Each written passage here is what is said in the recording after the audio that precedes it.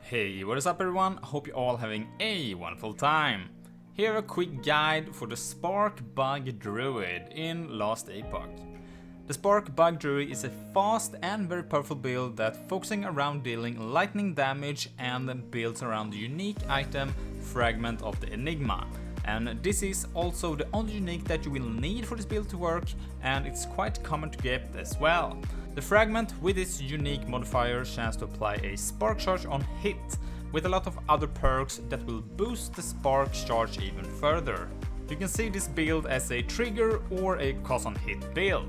So to make this build work as good as possible, we're combining a couple of skills to be able to trigger the spark charges as much as we can.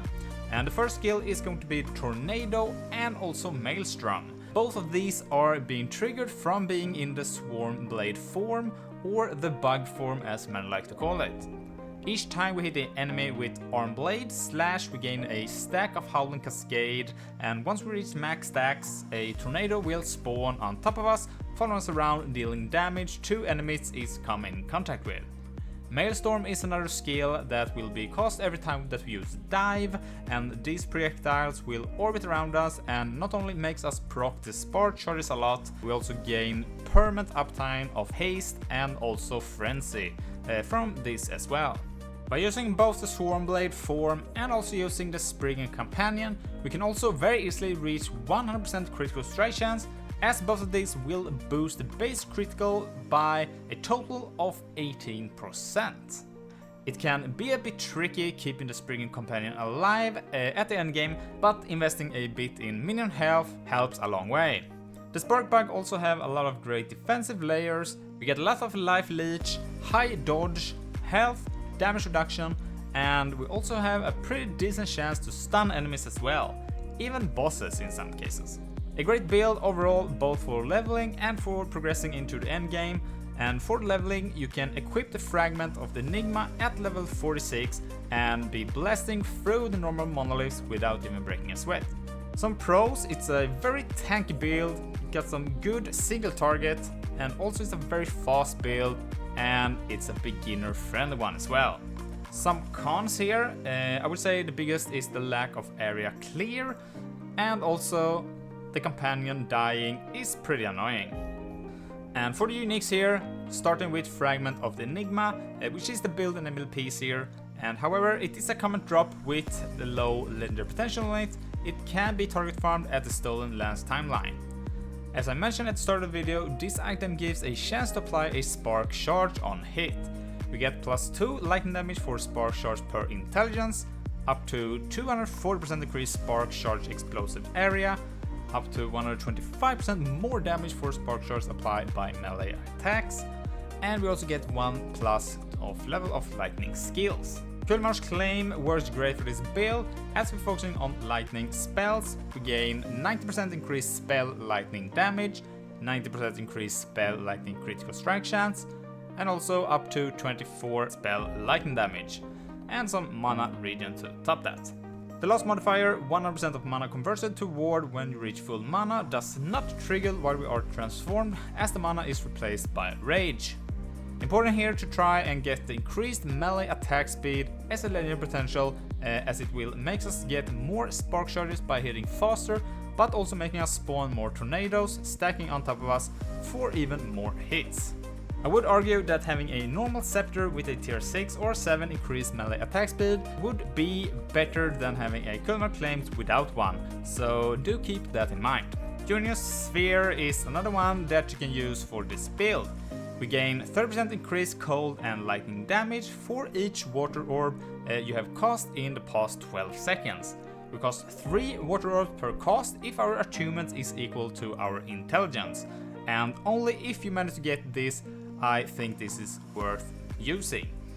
This will result in a 270% increased lightning and cold damage. And also, even though the water orbs has a cooldown of 3 seconds, they also result in an extra chance for applying some spark charges. Some stats for this build: try to go for health, resist, critical strike avoidance for the cap, increased lightning, spell and elemental damage, increased melee attack speed, increased spell, critical strike chance and nullable crit, critical strike multiplier, attunement, and some source of increased minion health. And for the class specific ones, try to go for critical strike multiplier while transformed, and also +2 level of tornado. For the idols, you want to go for 4 grand idols with increased spell damage while transformed, and also with increased cold and lightning damage, or you could also go for increased aspect of the boar effect. For the rest of the slots, try to go for more health and also resist. For the blessings, some of the more notable ones is going to be from the Black Sun, and here you can get the critical strike multiplier up to 40%, or if you want to, 5% of spell damage leech as health. Ending the Storm for a chance to shred lightning resist on hit. Reign of Dragons up to 20% to all resistance. The Age of Winter for some increased armor. Spirit of Fire for some flat armor, or you can also go for a chance to apply frailty on hit. And let's go over quickly the most important nodes for the skills, starting with SwarmBlade Form. So when we transform to SwarmBlade Form, we will transfer into a bug and we get some new abilities. There are only 2 of them that we are using. We're using Armblade Slash, which is going to be our melee attack, and we're also going to use Dive, which is our mobility skill, and this is also going to be applying Maelstorm stacks. Viper's Call make it so the Serpent Strike tree now applies to Armblade Slashes, and it does not require a spear anymore.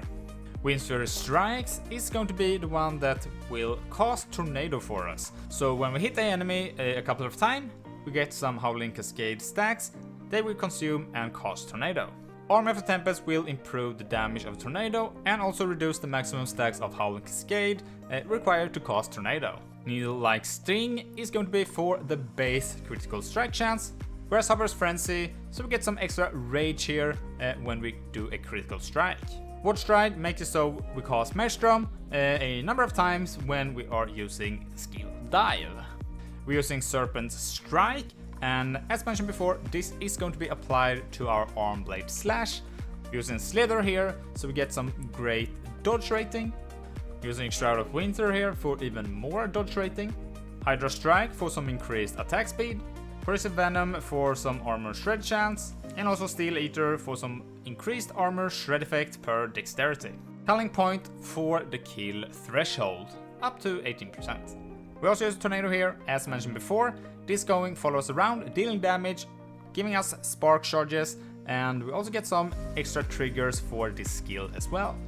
Eye of the Storm will now make it so the Tornado now attached to us and will follow us around when we are moving.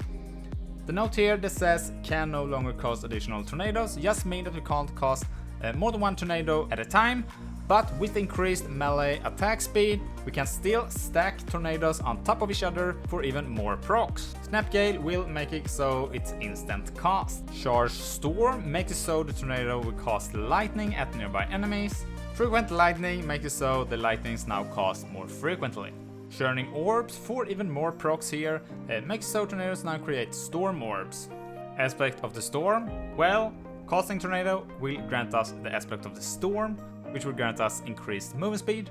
Storm Devilish also makes it so aspect of the Storm also now will grant us increased attack speed and cast speed. Maelstorm, another one that we're proccing while in the bug form, and this will make some projectile orbits around us deal damage when it's coming in contact with enemies.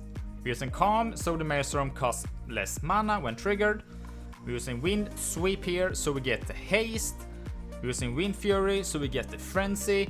And you need to have more than 6 stacks, no problem, we will always be at max stacks, which is going to be 12. Sleet Footed for some extra dodge rating per Maelstorm stack. Power of the Storm for another trigger here. While we have 6 or more stacks, we'll strike a nearby enemy with lightning. Energize here for some additional targets, which will help out with the clearing. Essence of Debris for some global increased stun chance per stack of Maelstrom. Last is going to be Summon Spriggan, and this is going to be our companion, which will give us some great boost for both damage and defense. We get Aura of Evasion, which will provide us with dodge rating per attunement. Aura of Kinship will give us some extra spell damage. The biggest one here is going to be Aura of Retribution, increasing our base critical strike chance with 8%, and also giving us crit avoidance 72%, almost capping us. Orbital Vitality, just so we get some more health on our Spriggan, helping it keeping it alive, and Warding Bark for some extra armor and physical resistance for our minion. And here are a quick preview of the passive skill tree, but for more information about the build, I do recommend to go and check out the last Epoch build planner. Both for the passives and the skill tree, you can simply use the progression bar at the bottom of the screen here to see where to progress in the build for both the passives and for the skills. And to the left of the build planner, you can also get a basic loot filter of the build that will highlight all you need to get for both the leveling and for the endgame. Link for this will be in the description. So what do you think about the Spark Bug Druid? Have you tried it before or tried another version of it? Feel free to tell me in the comments below. Thanks for watching, don't forget to like and subscribe if you found this video helpful. And with that said, I'll see you in the next one. Bye!